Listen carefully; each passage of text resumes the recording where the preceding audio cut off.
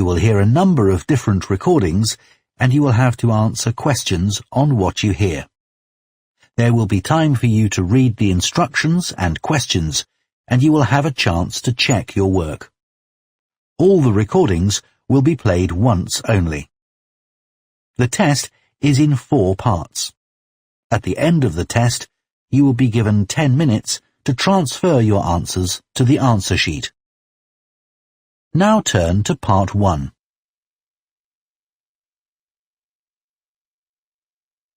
Part 1.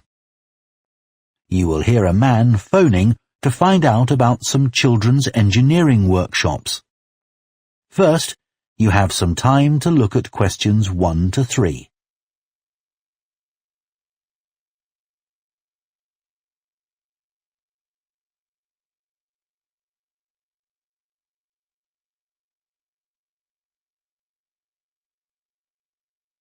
Now listen carefully and answer questions 1 to 3. Hello, Children's Engineering Workshops. Oh, hello. I wanted some information about the workshops in the school holidays. Sure. I have 2 daughters who are interested. The younger one's Lydia. She's 4. Do you take children as young as that? Yes, our tiny engineers workshop is for 4 to 5-year-olds. What sorts of activities do they do? All sorts. For example, they work together to design a special cover that goes round an egg, so that when it's inside, they can drop it from a height and it doesn't break. Well, sometimes it does break, but that's part of the fun. Right. And Lydia loves building things. Is there any opportunity for her to do that? Well, they have a competition to see who can make the highest tower. You'd be amazed how high they can go. Right. But they're learning all the time as well as having fun. For example, one thing they do is to design and build a car that's attached to a balloon, and the force of the air in that actually powers the car and makes it move along. They go really fast too. Okay, well, all this sounds perfect. Before you hear the rest of the conversation, you have some time to look at questions 4 to 10.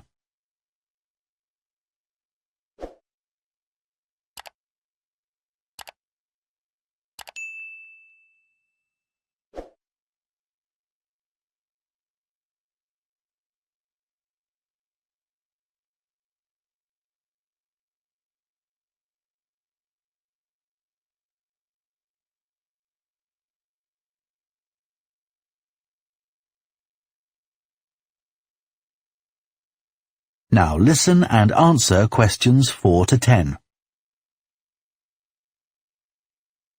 Now, Carly, that's my older daughter, has just had her 7th birthday. So, presumably, she'd be in a different group. Yes, she'd be in the junior engineers. That's for children from 6 to 8. And do they do the same sorts of activities? Some are the same, but a bit more advanced. So they work out how to build model vehicles, things like cars and trucks, but also how to construct animals using the same sorts of material and technique. And then they learn how they can program them and make them move. So they learn a bit of coding? They do. They pick it up really quickly. We're there to help if they need it, but they learn from one another too. Right. And do they have competitions too? Yes. With the junior engineers, it's to use recycled materials like card and wood to build a bridge. And the longest one gets a prize. That sounds fun. I wouldn't mind doing that myself. Then they have something a bit different, which is to think up an idea for a 5-minute movie and then film it, using special animation software. You'd be amazed what they come up with. And of course, that's something they can put on their phone and take home to show all their friends. Exactly. And then they also build a robot in the shape of a human, and they decorate it and program it so that it can move its arms and legs. Perfect. So, is it the same price as the tiny engineers? It's just a bit more, £50 for the 5 weeks. And are the classes on a Monday too? They used to be, but we found it didn't give our staff enough time to clear up after the first workshop, so we moved them to Wednesdays. The classes are held in the morning from 10 to 11. Okay, that's better for me actually. And what about the location? Where exactly are the workshops held? They're in Building 10A. There's a big sign on the door. You can't miss it. And that's in Fradston Industrial Estate. Sorry? Fradston. That's F-R-A-D-S-T-O-N-E. And that's in Grassford, isn't it? Yes, up past the station. And will I have any parking problems there? No, there's always plenty available. So, would you like to enroll Lydia and Carly now? Okay. So, can I have your full name and... That is the end of Part 1. You now have half a minute to check your answers to Part 1.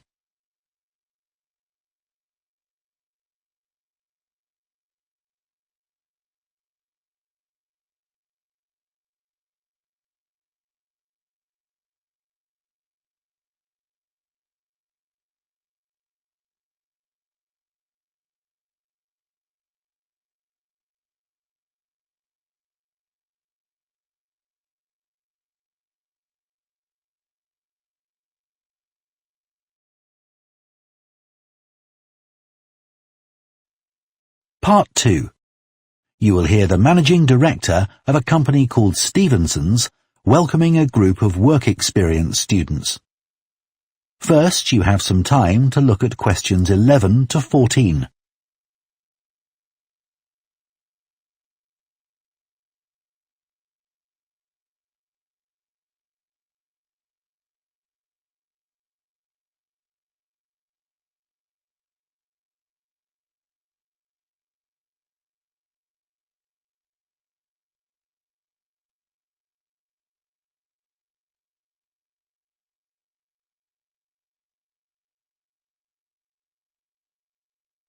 Now listen carefully and answer questions 11 to 14. Good morning everyone and welcome to Stevenson's, one of the country's major manufacturers of metal goods. Thank you for choosing us for your 2 weeks of work experience. My name is Julia Simmons and since the beginning of this year I've been the managing director. Stevenson's is quite an old company. Like me, the founder, Ronald Stevenson, went into the steel industry when he left school. That was in 1923.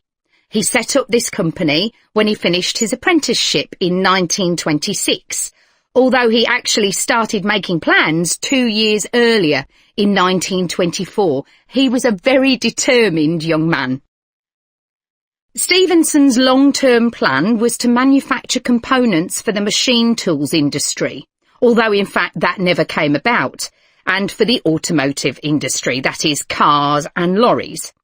However, there was a delay of 5 years before that happened, because shortly before the company went into production, Stevenson was given the opportunity to make goods for hospitals and other players in the healthcare industry.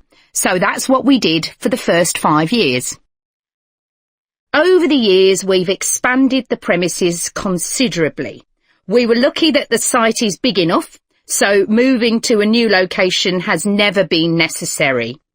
However, the layout is far from ideal for modern machinery and production methods, so we intend to carry out major refurbishment of this site over the next 5 years.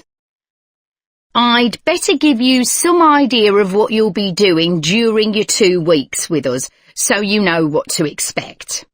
Most mornings you'll have a presentation from one of the managers to learn about their department, starting this morning with research and development. And you'll all spend some time in each department, observing what's going on and talking to people, as long as you don't stop them from doing their work altogether. In the past, a teacher from your school has come in at the end of each week to find out how the group were getting on, but your school isn't able to arrange that this year. Before you hear the rest of the talk, you have some time to look at questions 15 to 20.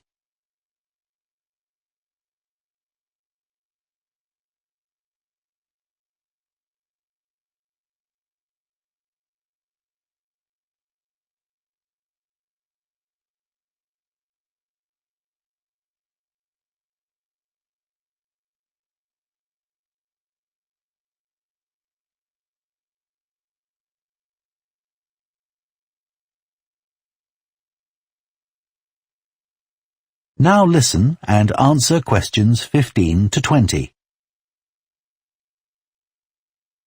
OK, now I'll briefly help you to orientate yourselves around the site. As you can see, we're in the reception area, which we try to make attractive and welcoming to visitors. There's a corridor running left from here, and if you go along that, the door facing you at the end is the entrance to the coffee room. This looks out onto the main road on one side and some trees on the other, and that'll be where you meet each morning. The factory is the very big room on the far side of the site. Next to it is the warehouse, which can be accessed by lorries going up the road to the turning area at the end.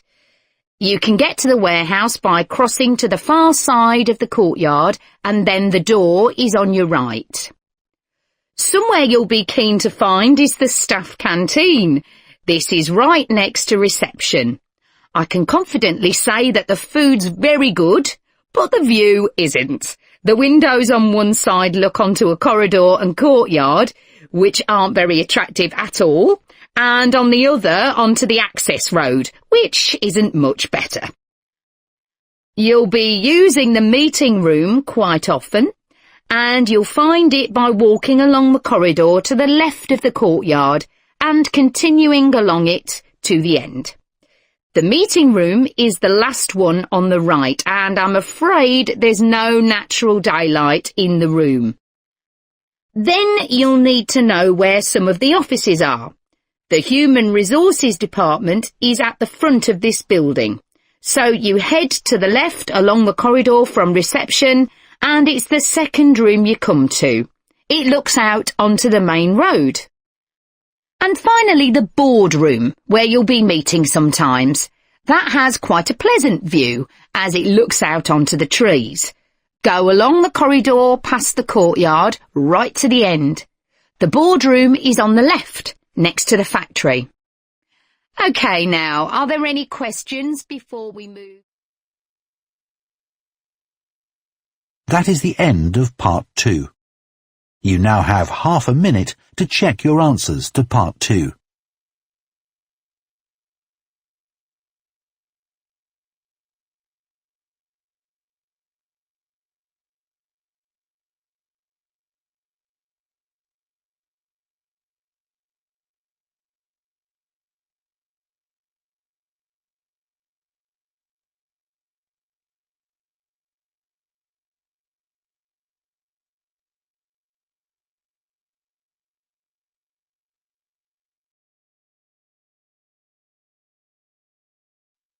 Part 3.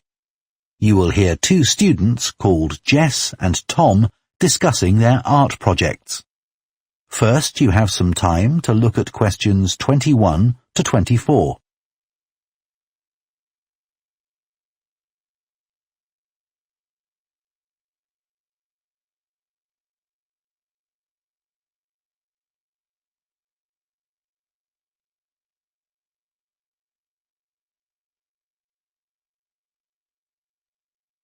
Now listen carefully and answer questions 21 to 24. How are you getting on with your art project, Tom? Okay.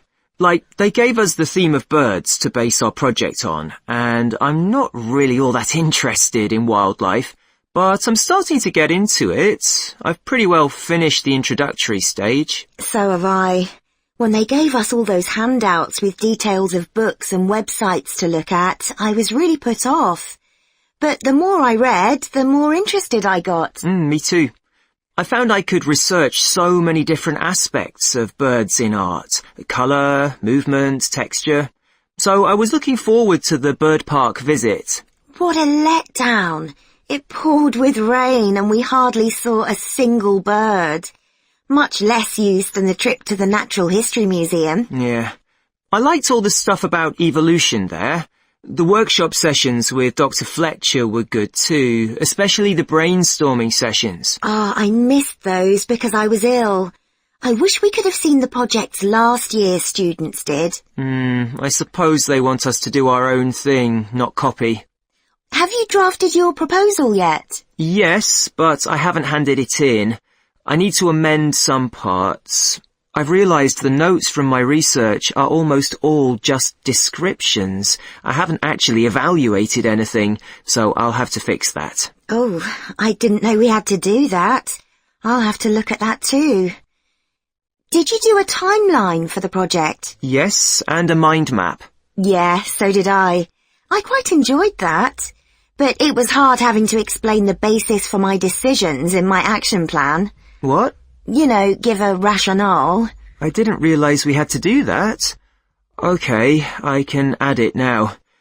And I've done the video diary presentation and worked out what I want my outcome to be in the project. Someone told me it's best not to be too precise about your actual outcome at this stage, so you have more scope to explore your ideas later on. So I'm going to go back to my proposal to make it a bit more vague. Really? Okay, I'll change that too then. Before you hear the rest of the discussion, you have some time to look at questions 25 to 30.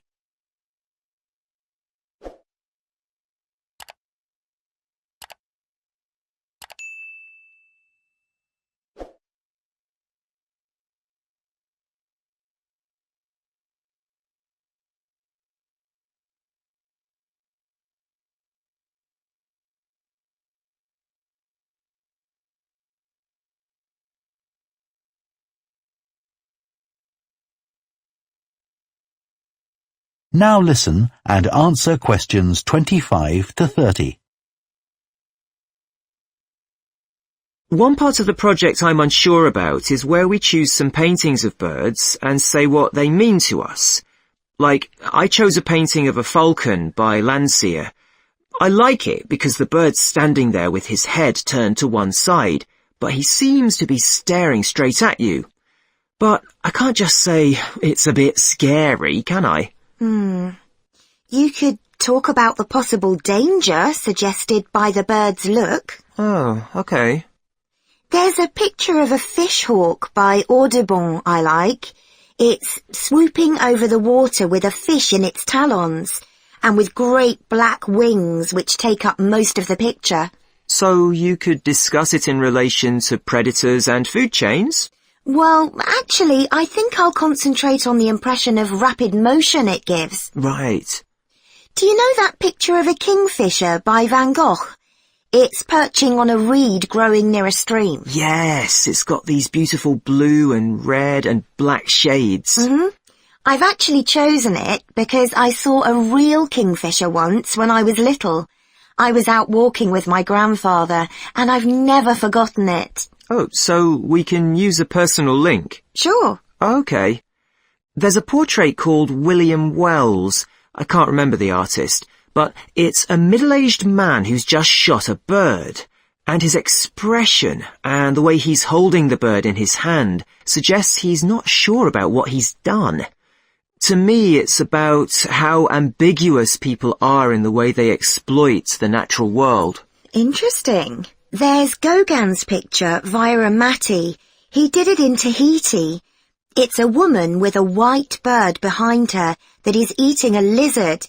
And what I'm interested in is what idea this bird refers to. Apparently, it's a reference to the never-ending cycle of existence. Wow. I chose a portrait of a little boy, Giovanni de' Medici. He's holding a tiny bird in one fist. I like the way he's holding it carefully so he doesn't hurt it. Oh, right. That is the end of Part 3. You now have half a minute to check your answers to Part 3.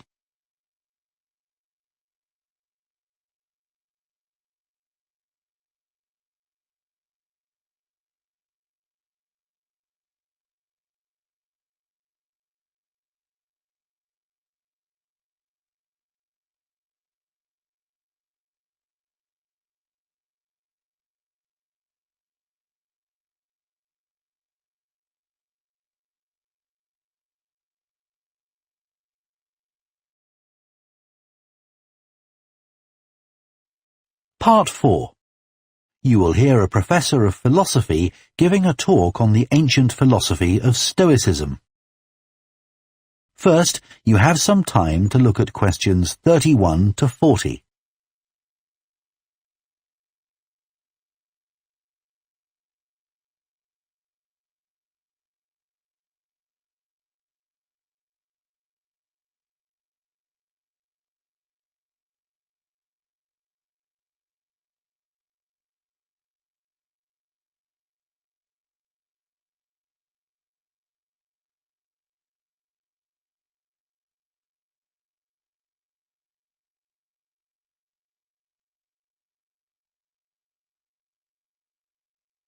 Now listen carefully and answer questions 31 to 40. Ancient philosophy is not just about talking or lecturing or even reading long, dense books.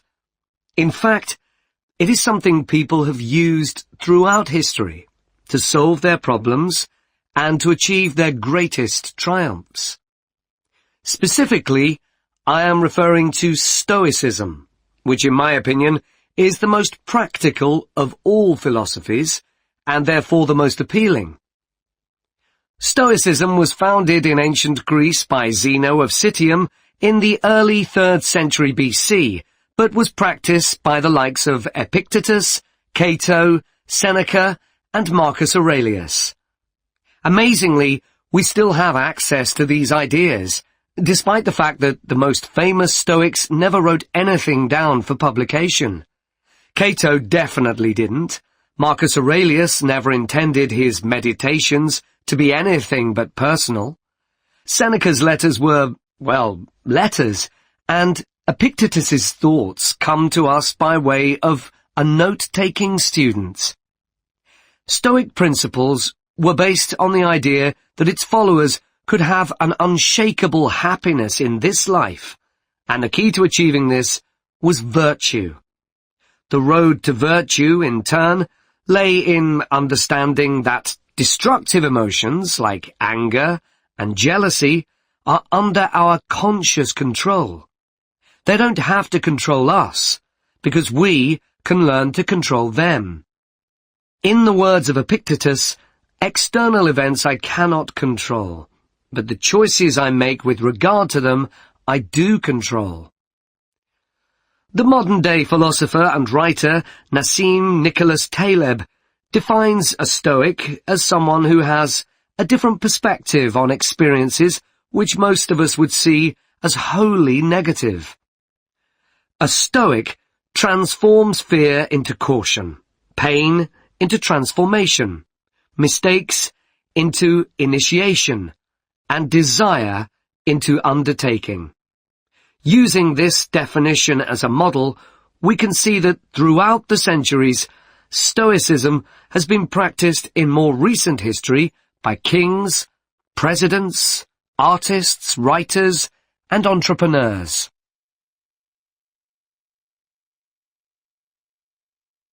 The founding fathers of the United States were inspired by the philosophy. George Washington was introduced to Stoicism by his neighbours at age 17, and later put on a play based on the life of Cato to inspire his men. Thomas Jefferson kept a copy of Seneca beside his bed.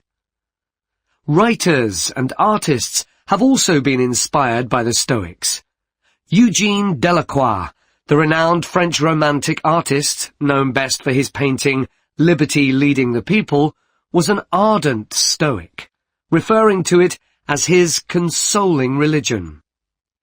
The economist Adam Smith's theories on capitalism were significantly influenced by the Stoicism that he studied as a schoolboy, under a teacher who had translated Marcus Aurelius's works.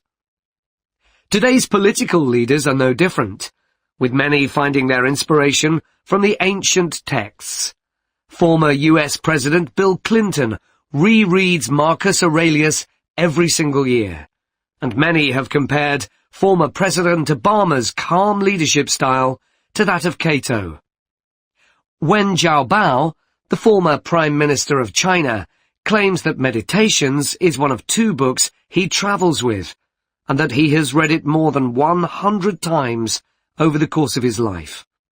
Stoicism had a profound influence on Albert Ellis, who invented cognitive behavior therapy, which is used to help people manage their problems by changing the way that they think and behave. It's most commonly used to treat depression.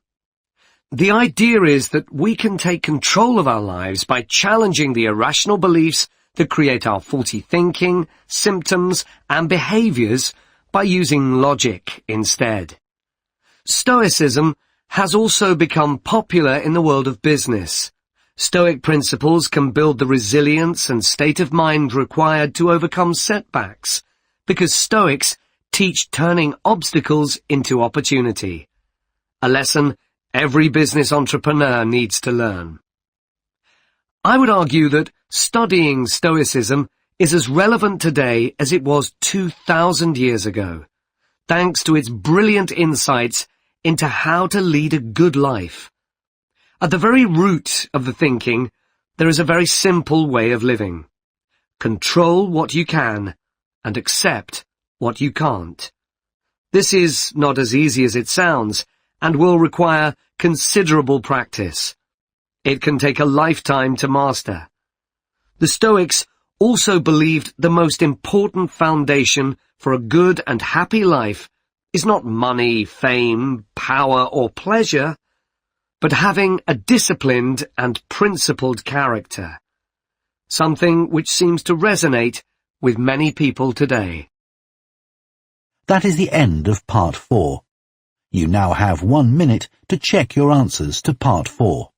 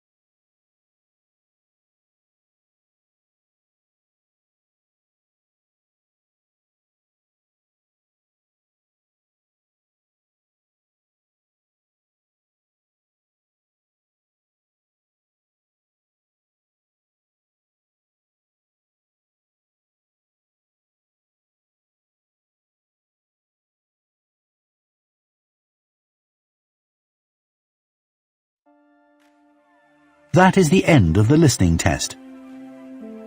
In the IELTS test, you would now have 10 minutes to transfer your answers to the answer sheet.